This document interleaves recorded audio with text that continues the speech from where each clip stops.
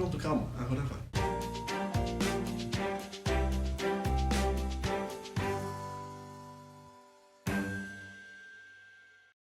Olá, queridos viajantes!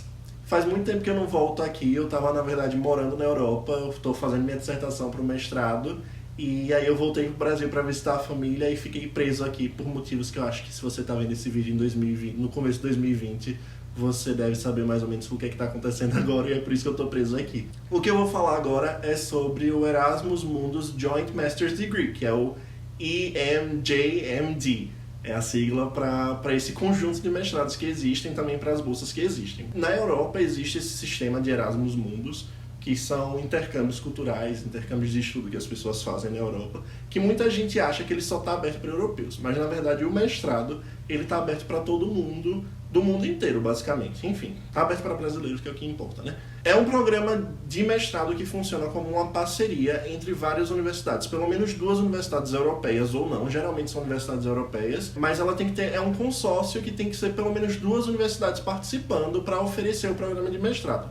Ou seja, você não pode ter um mestrado do Erasmus, que é financiado, de novo, repito, pela União Europeia, você não pode ter um mestrado que seja só de uma universidade, ou seja, sei lá, digamos que a LSE, que é a Universidade de Londres, queira oferecer um mestrado pelo Erasmus Mundus. Ela precisa participar de um consórcio com pelo menos outra universidade europeia para que ele possa ser um tipo de estudo. Por quê? Porque o que funciona é que esses mestrados, eles são mestrados que eu chamo de mestrados itinerantes. Ou seja, cada semestre ou cada ano que você faz de mestrado, você faz em um lugar diferente. No meu caso, foram 24 meses, mas existem alguns mestrados de 12 meses, sendo que a grande maioria são 2 anos. E no meu caso, eu estudei um semestre em cada país, porque o meu consórcio ele tinha 7 universidades, então dava para você conseguir cada semestre em uma universidade. Mas daí existem outros que você estuda o primeiro ano em 2 universidades, ou seja, um semestre em cada, mas o segundo ano você passa o ano inteiro em uma universidade só. Enfim, a lógica ela muda um pouco, mas a principal coisa desse tipo de mestrado é a mobilidade. Então você não vai ficar um tempo inteiro num país só, você precisa em algum momento se mudar.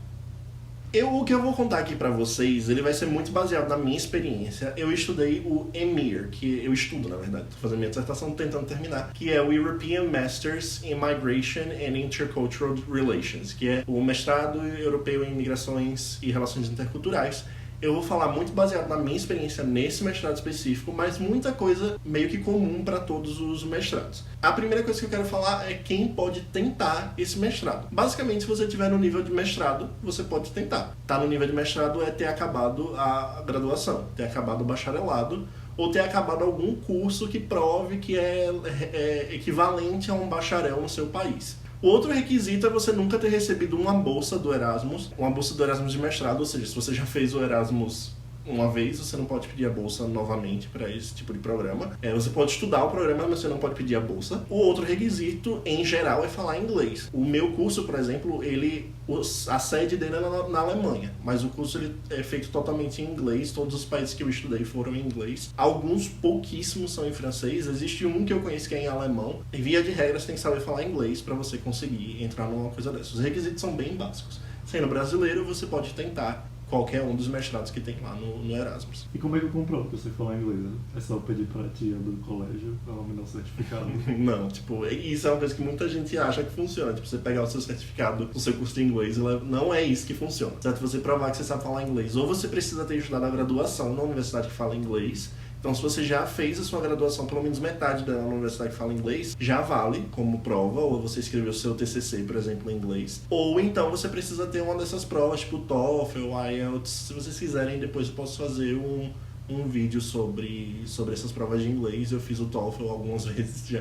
Agora você pode me perguntar, e esses programas, eles servem só para alguma área específica? Eu estudo migração, por exemplo, será que é só para algumas ciências sociais ou para humanas? Enfim, não é. Assim, eu peguei aqui alguns nomes de programas, porque tem alguns que eu não vou decorar, eu peguei para dar uma ideia para vocês de como é diverso a quantidade de áreas que esses programas de mestrado trabalham. Por exemplo, o meu é o EMIR, né, em migrações, existe o GEMA. Acho que os 3 mais famosos são o EMIR, o GEMA, que é o de Gender Studies, né, estudos de gênero, e o NOHA, que é questão de humanitarismo, enfim, práticas humanitárias. Mas aí você tem áreas como 4Cities, que tem muito a ver com a parte de arquitetura e design e de urbanismo. Você tem um que é o BioSeb, que é de biologia e não sei nem falar, de biologia, engenharia química para uma bioeconomia sustentável. Alguém deve estudar isso e eu não estou rindo. Tem um, inclusive, que se chama M-Ship Plus, que é Advanced Design of Ships and Offshore Structures. É um mestrado de 2 anos focado em desenhar navio. Eu vou deixar aqui um link aqui embaixo com a lista de cursos que você pode dar uma olhada lá que existem. E agora, acho que o mais importante é como se candidatar, né? Eu já falei que a gente pode se candidatar, quem pode se candidatar e como se candidatar. Uma coisa importante não existe um sistema unificado de todas as bolsas do Erasmus para essa application, para essa candidatura. Então, depende de cada universidade que organiza o consórcio. Lembra que eu falei que tem um consórcio de universidades para cada mestrado? Sempre nesse consórcio vai ter uma universidade que vai organizar tudo. No caso, são 7 universidades no meu programa e é a Universidade da Alemanha que organiza tudo. Então, todo o sistema de application, de candidatura, é pela Universidade da Alemanha. Então existe um sistema específico, eles pedem coisas específicas. Vocês vão precisar acessar a página do mestrado que vocês querem para vocês verem como é que vai ser, para ver o processo de candidatura, porque realmente muda.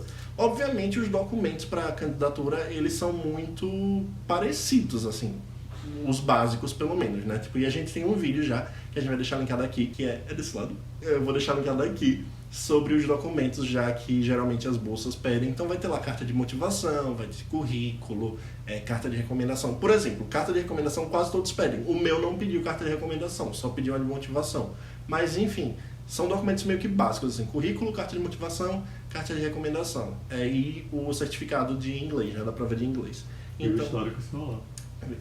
Exato. O histórico escolar e o diploma. Escolar também. Eu quero dizer universitário, sim. Não é ensino médio não. Sim, que ele estudou em Portugal, ele chamou universidade de colégio.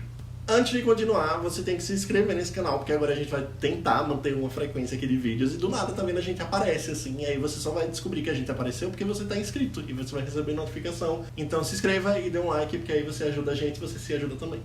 Como eu falei, tem bolsa, acho que é a melhor parte desse mestrado, e tem uma bolsa muito boa. 75% das bolsas que eles oferecem são para países parceiros, ou seja, são para países, em linhas gerais, são para países não europeus. Ou seja, a gente daqui da América Latina, por exemplo, a gente tem muita chance de ganhar uma bolsa. Sobre os valores também são iguais para todas as bolsas. Não iguais, porque eu não quero cair em algum erro, assim, mas muito parecidos. Então a gente recebe 1.000 euros por mês, que é muito bom. Eu morei na Noruega e rolou com 1.000 euros, então se vocês conseguem morar na Noruega com 1.000 euros, vocês conseguem morar em qualquer lugar com 1.000 euros. Inclusive tem link também, vou deixar aqui linkado também um vídeo sobre a Noruega que a gente tem. Além disso, a gente recebe 7.000 euros de auxílio à instalação. Ou seja, para você pagar a calção da casa que você vai morar, para você comprar sei lá, se você precisar comprar móvel, se você precisar comprar qualquer coisa assim, basicamente qualquer coisa que você precise quando você está se instalando no país.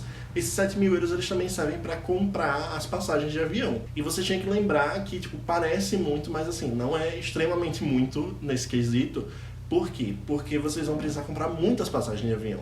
Ou seja, no meu caso, eu fui para a Alemanha. Da Alemanha eu fui para a Noruega. Da Noruega eu fui para Costa Rica. Da Costa Rica eu fui para Eslovênia. Da Eslovênia eu vim pro Brasil e do Brasil eu vou ter que voltar pra Alemanha. É muita passagem de avião que vocês precisam comprar. Além disso, vocês ganham seguro-saúde também. Vai ter um seguro-saúde que vocês vão ter direito. Então não precisa se preocupar com essa questão de emergência ou urgência, pelo menos. Enfim, esse valor dá.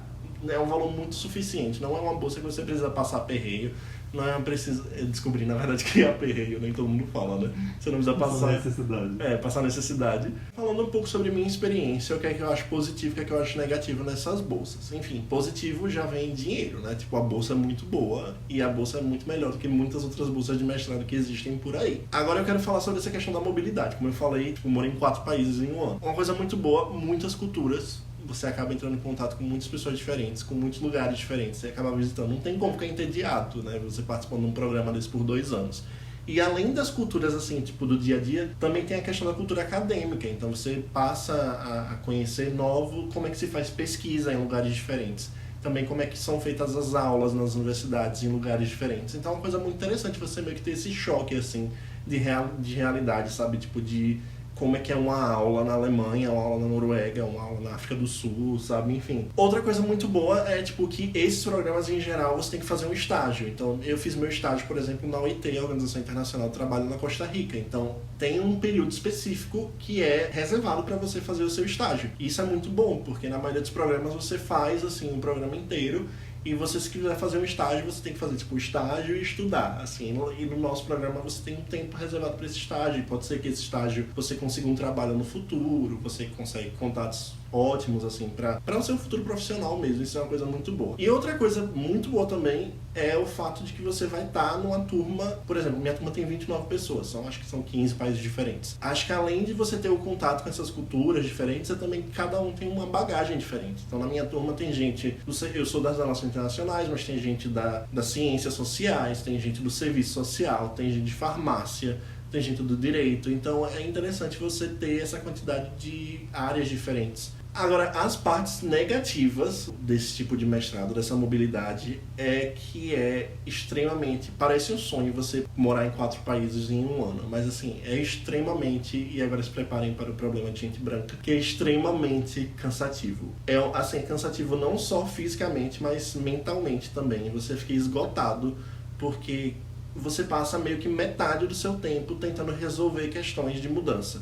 E quando eu falo de mudança, você tem que encontrar casa. Você tem que resolver questões de imigração, que isso é a pior coisa, porque você precisa ficar atrás de cartão de residência, fica precisando ir toda hora em questão na Polícia Federal dos países para resolver, juntar documento. Cada país tem sua política para isso. E isso, sim, desgasta muito, porque o tempo que você poderia estar investindo nos seus estudos, nos seus projetos, se você estivesse fazendo um mestrado de 2 anos em um lugar só, você está metade desse tempo preocupado com o seu visto, sabe? E é muito difícil as pessoas quererem arranjar uma casa para você morar por 4 meses, por exemplo. Porque geralmente querem alugar por pelo menos 6 ou 8 meses. Você cresce muito com a experiência, mas quando está começando a conhecer as pessoas, você acaba, tipo, você tem que dar tchau, sabe? Quando você está começando a se acostumar com o modo de vida, você vai embora. E por último, como é um sistema muito complexo, com vários países se coordenando lá, então se o programa não for muito bem organizado, com seus prazos, enfim, com seus documentos, a questão de reconhecimento das notas e das